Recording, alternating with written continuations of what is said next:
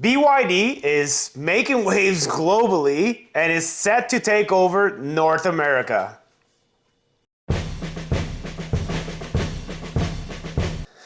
Hey everybody, I'm Pat. And I'm Brian. And this is our second episode, episode 2 of Outsider Talk. And this topic is about this Chinese EV maker, BYD, who has his eyes set to take over North America. So a little bit about BYD. BYD is a fairly large Chinese company. Currently, they're outselling Tesla for EVs. And they do have a fairly large global footprint already. They have factories set up in Europe and have been selling vehicles in Europe, South America, and they're selling in over 70 countries around the world right now. That's right. They're well established as well in South America. And believe it or not, they're already making vehicles right here at home, Canada and the US. They're selling buses, and they have a headquarters in California already. So they do have a little bit of a footprint in North America, but the big news coming out of them right now is that they're looking to open up a plant in Mexico within the next at least this year. They're aiming for Q2 of this year. And so we're just going to talk a little bit about some of the impacts that there's some speculation as to whether they're planning on flooding the North American market, and this could open up some competition. Yeah, so basically that was an interview with the vice president of BYD with Yahoo Finance. And she said that in Q2 of 2024, this year, they're going to be looking at where to build a plant in Mexico. So this raises a lot of alarms, including with the US government saying they're going to put a probe into a risk assessment of what that means for everybody here that lives in the US and Canada and Mexico, of what that would mean for a threat. Because what's so particular, Brian, about a company that is from China as opposed to a Taiwan company, or VinFast is from Vietnamese? What is very particular about that? So the big thing to remember with any major Chinese company is that these, especially when they go international, they always have backing from the Chinese government. Now, China has specific laws that they've passed over the years. They call them counter-espionage laws or intelligence gathering laws. But basically, anybody and everybody in China is legally required to cooperate with the federal government there if the federal government asks for info. So a company like BYD could be legally required to hand over all of the information they've gathered from all of their customers, potentially around the world, if the Chinese government ever said, we need that info. And those laws state specifically they cannot refuse. And this is probably where you're starting to, especially in the US, they're starting to talk about security risks. We've heard that with other companies. That was a big discussion in Canada back a couple of years ago when Huawei actually was basically part of that China-US trade war there. A Huawei executive was arrested here and held for a considerable amount of time. And there was also concerns at the same time, Canada was building up its 5G network. And they were looking at different companies from Canada and around the world. Huawei was potentially one of them, but again, the security risks came into factor there. So it's definitely something that needs to be considered by North American governments. The trade-off of that, of course, is that price, as for the average consumer with these vehicles, at first glance, in a lot of parts of the world, these cars will be anywhere from $10,000 to $15,000 less, that's US dollars, than competitive vehicles, especially Tesla. They can be almost half the price of a Tesla, basically. Well, that's just it, right? I mean, they've grown 334% globally 2023, in the year of 2023. So if you ask how have they done that? Well, this EV maker, like Brian said, they're subsidized a little bit by the Chinese government. They have cheaper costs than the Chinese government, than most manufacturers. And all in all being said, is you can buy an EV with, it's like 250 miles of range for $10,000 US. That alone, it makes it very, very tempting. And that's going to go into our little debate, which is going to be like, is this a bad thing or is this a good thing? But first, before we get into that, don't forget to please like and subscribe, because we do these these videos whenever we can. And the more subscribers we have, the better it is for us and the algorithm. So just help us out and just put a good like and subscribe and a comment, and that will help us out quite a bit. Plus, we like the bragging rights, so you know. Definitely like the bragging rights. So first off, we're outsiders, so we're not in the automotive industry, but we do car reviews, as you can check out on our channel. My background is military, so I take our national defense at heart. I mean, I'm gonna flash a picture of me serving right here, and I take it very much at heart. I've deployed to Afghanistan on a few occasions, deployed to Iraq as well. So that is my background, and essentially, I'm a little bit torn here because as we're looking in here, I'm gonna put some images of the BYD websites. Their vehicles are aesthetically extremely appealing. I think they would be very competitive. Forget the price point. I mean, if you just look at the vehicle for what you get, even if they were comparable to other vehicles, especially EVs or hybrids that are available in North America right now, you just get more for your money. They're loaded with all kinds of features inside and out.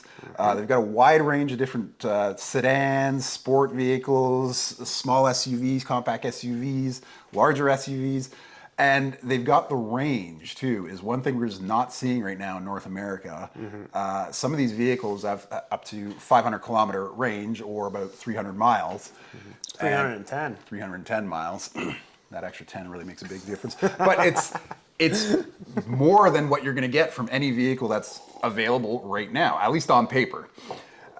So as far as the consumer is concerned, I mean, we're looking at the website right now, and I think these cars they look great. Yeah. Well, you look at the BYD Han, which is what we're looking at right now. That is basically a Tesla Model S. It's a sedan. It looks very luxurious on the inside and outside. It's got over 521 kilometers of range. In the city, 662 kilometers. So incredibly a lot of range. 0 to 60 in 3.9 seconds. Comes in all-wheel drive, and the interior is just schmancy. I think it's like $32,000 US. Which Is a Model S would be more than double that, a lot more than double that. So I can see the appeal and why they're doing so well, and they're already out in Europe. Yeah, and I mean, they seem to be doing well around the world. I mean, a 300% increase in volume sales in 1 year is pretty impressive. So they must be doing something right. The exciting part for me about the North American market is that we're kind of isolated, I guess. We tend to have a lot more rules here, and specifically we have NAFTA, which was recently rewritten, is now the USMCA. So that is also another consideration that we have to look at when BYD, if they end up building this plant in Mexico. They're going to build it. They're probably going to build it. They're going to build it. I'm going to say right now 100%. They're going to build it. Now, my question is the US, should they be as fearful? Is BYD going to enter the US market, in your opinion? Now, that... According to me, I have no idea, honestly. But the fact that, first of all, they're already selling electric, I'm assuming they're electric buses, when they say they're building buses in the US and Canada. So they do have a small footprint here. Obviously, that's not a widely available vehicle for anybody and everybody. But right off the bat, if you don't even look at the security concerns, USMCA, as well as the famous tariff war that went on a few years ago between China and the US, there is a considerable amount of tariffs that could be applied if they do try to sell these vehicles in the US. So, I mean, we're talking about things like, just right off the bat, 2.5% tariff just for crossing the border from Mexico to the United States. That's nothing.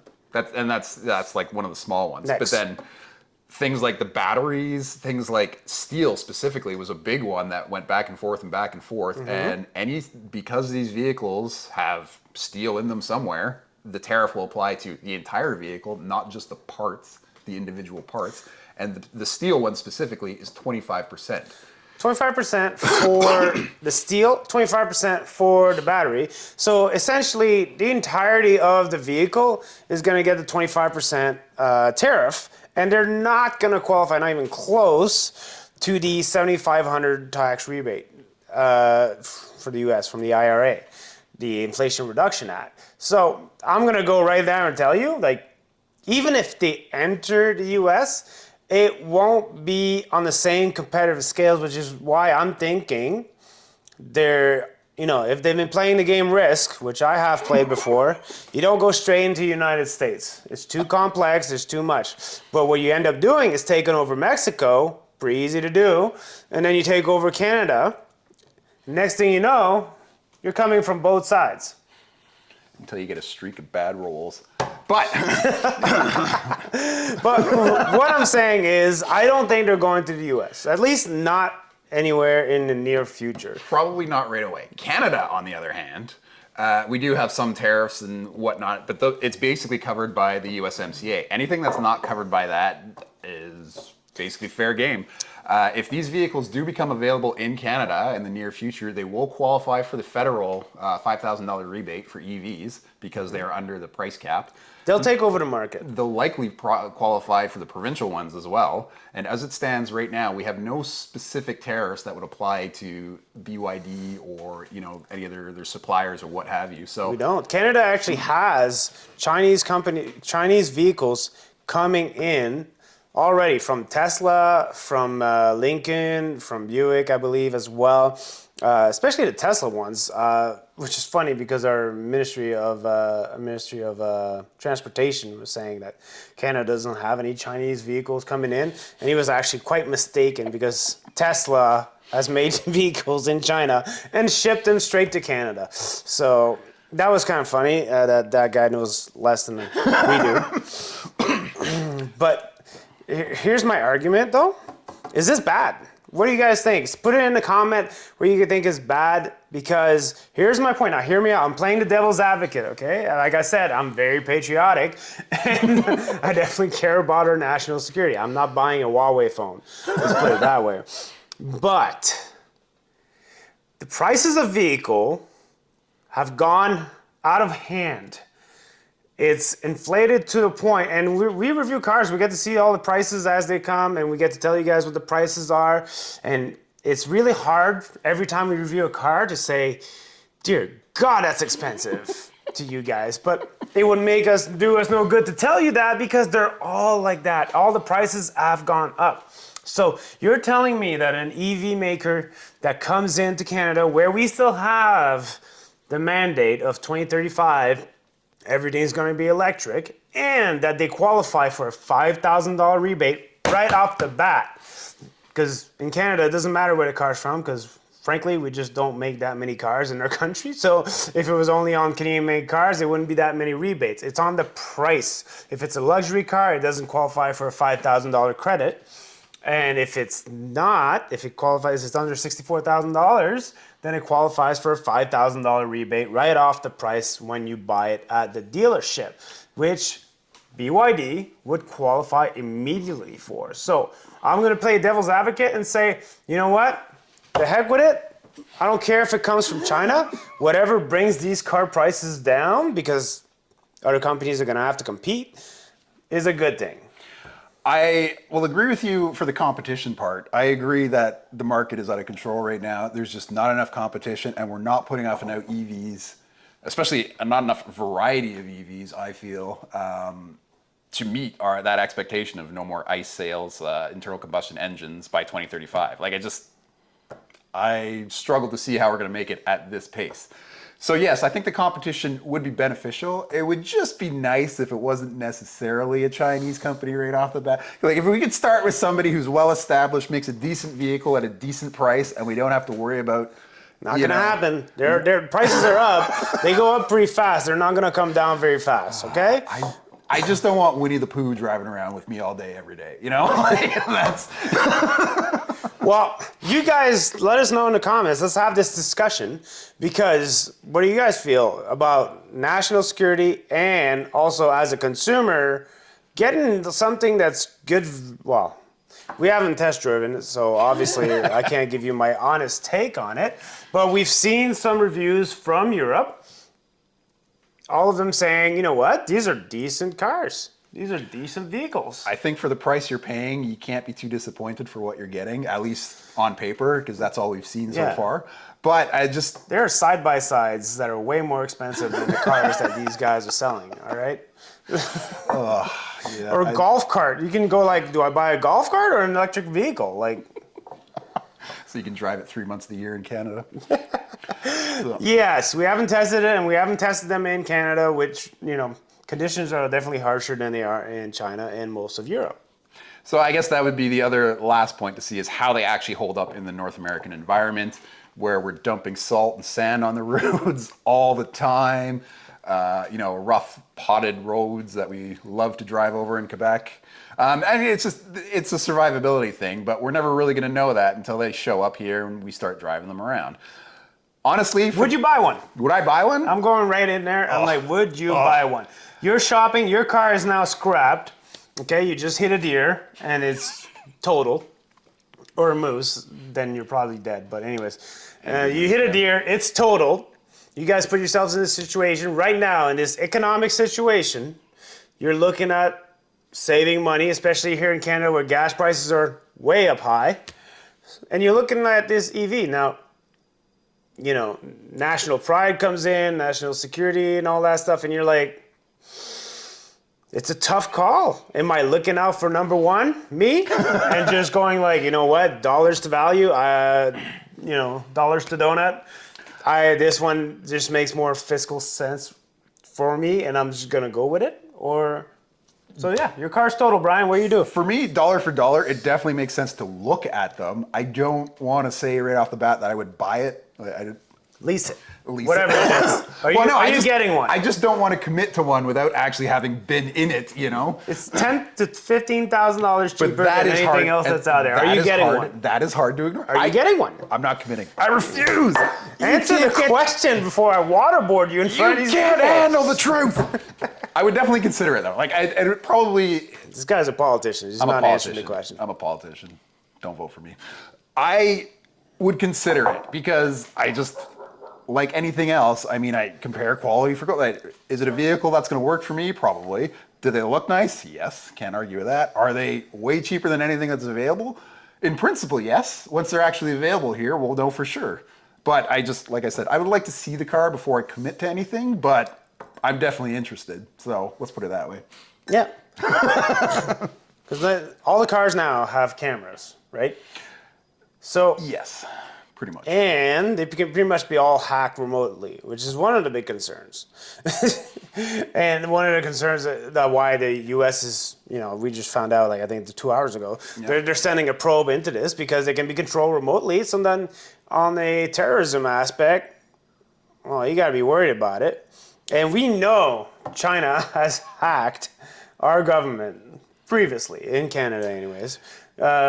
We know that they have their own police stations in Canada. Not legal stations, mind you, but they are here. We also know they own a chunk of land in our country, in a big chunk of land. So I'm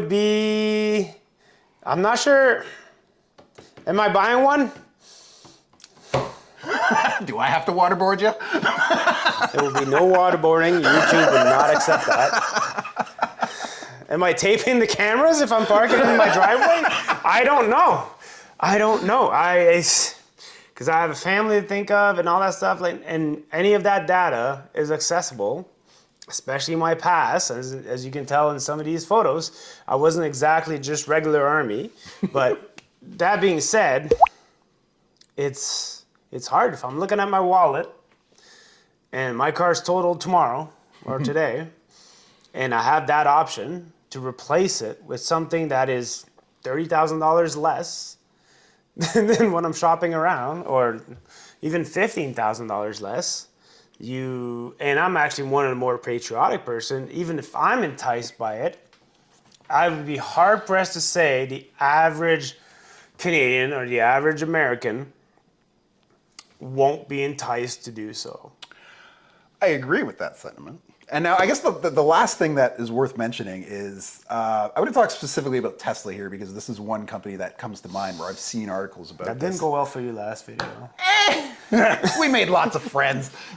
So I mentioned Tesla because I distinctly remember, I don't remember how long ago now, but with the vehicles, when they're parked anywhere, techs at Tesla headquarters had access to the cameras on the vehicles. And I remember people, there was an insider who leaked some information that said, they could see inside people's garages. They had seen people walking around naked in their homes from the cars. They can just flip the cameras on in the middle of the night and just check out what's going on around. So, It's one thing to do it out of greed, and it's another thing to do it out of national security.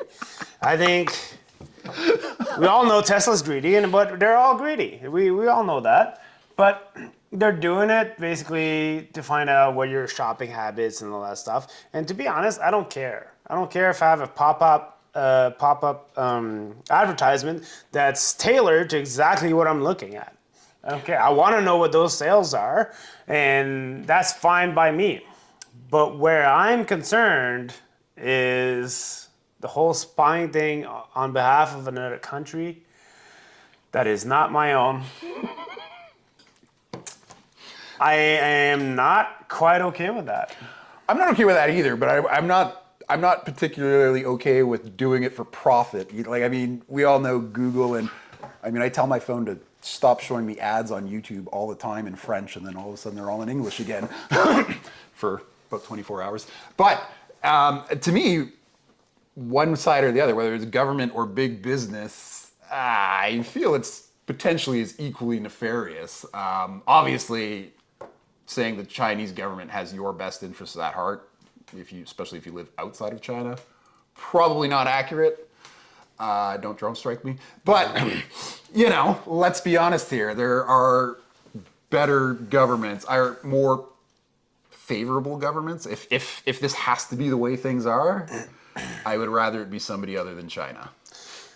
All right. So that's going to bring us to our conclusion, basically. Give us your thoughts on where do you think BYD is going with this? Do you think that, because we're saying they're going to go through Canada before they're going to go through the United States, do you think that's more likely of a strategy? Or do you guys think they're going to go straight into the United States? Or do you think they're just not going to bother with either market? It's also a possibility. However, I'm going to deem that very short. On another point too, like I said at the beginning, please like and subscribe if you enjoyed this video. We also have a few more videos that are up, some car reviews. We're going to be trying to pushing these kind of outsider talk videos at least once a week, and on topic that, well, interests us and maybe interests you guys. If you have any suggestions, don't forget to comment those as well, because we'll look into them and maybe talk in depth. And as well, I'd actually like to do a online version with some of our subscribers where we invite you guys into discussions as follow-ups if we have enough of a base for it. So if you guys have good discussion points and so on, put them in comment. If you'd like to be on one of our show, we could probably do a live session on YouTube. Absolutely. Yeah, where Brian is going to be home, but we're all going to do this remotely, and that could be something that could be fun and likely to be uncensored, and it's going to be 18 and over kind of viewer warning, rated R. But anyways, it could be risky, but it could also be fun. So let us know. Thanks for watching, and we'll catch you next time.